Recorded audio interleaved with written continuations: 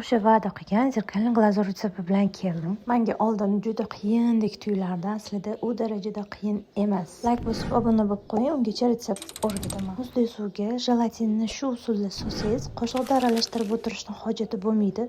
Sekin-astalik bilan u bo'kadi. Gazga qo'ysa bo'ladigan idishga glyukoza, shakar upasi va yana muzli suv solib, o'rta olovga qaynatishga qo'yamiz. Yaxshilab bitta qaynab chiqqandan keyin o'chiramiz va u soviguncha oq shokolad, sgushenka, ivigan jelatin va kerakli jирорастворимый rang qo'shamiz. Menda termometr yo'q, shuning uchun ozgina sovigan siropni shundoq quyib yuboramiz issiqligida va yaxshilab blender qilib, oldindan ustini покрытие qilingan muzdek tort ustiga qo'l kuymaydigan darajada sovigan glazurni quyib chiqamiz.